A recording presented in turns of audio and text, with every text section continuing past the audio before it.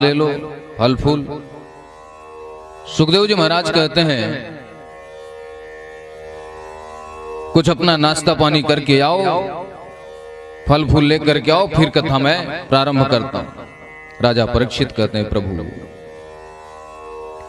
नैसति दुस्सहा छुन्माम तयक्तो दमपि बाधते पिबन्ति तन्न मुखाम्बोजच्युतम हरि कथामृतम। जब आप अपने मुखार बिंदु से हरि कथा नाम रस को मेरे कानों में डाल रहे हो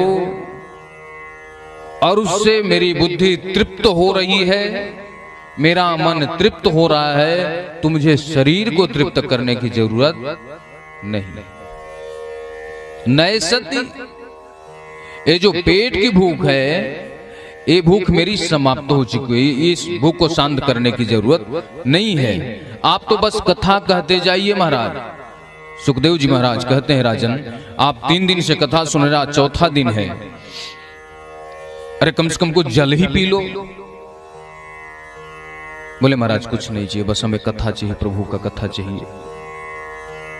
कहते राजन तेरे जैसा भक्त हो तो 7 दिन क्या 7 जन्म तक कथा सुनाता रहूं। कथा प्रारंभ किए। राजा परीक्षित ने निर्जला व्रत 7 दिन कुछ खाया पिया नहीं। देखो भागवत में बड़ी अच्छी बात लिखी गई है, जो कथा वक्ता है और कथा श्रोता है। चलो सब श्रोता तो छोड़ दो, कम से कम कि जो मुख्य यजमान हो उसको एक टाइम भोजन करके कथा सुनना चाहिए, हो सके तो दोनों टाइम फलाहार करे। और जो कथा वक्ता है, मान लीजिए कोई बीमारी आ गई, दवा खाना है, तो यदि फल से काम चल जाए तो फल पे काम चला लेना चाहिए। इमरजेंसी में रोटी खा सकता है, नहीं कथा वक्ता को रोटी खाकर के कथा करने का अधिकार नहीं है। और आज के समय में 98% जो कथा वक्ता है, पहले पेट बोझते हैं पूरा, 3 थाली खाएंगे, इसके बाद कथा बोलेंगे।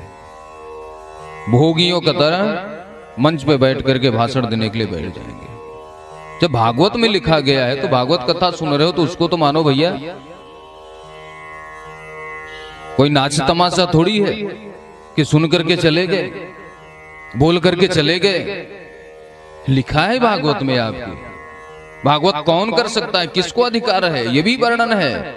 4 बच्चे खुद पैदा कर लिए, मंच पे भाषण दे रहे हैं कि मोह माया से दूर रहो, परिवार से दूर रहो। कैसे दूर रहेगा आदमी, पहले अपने तो दूर हो जाओ। इसलिए इतना धर्म होने के बाद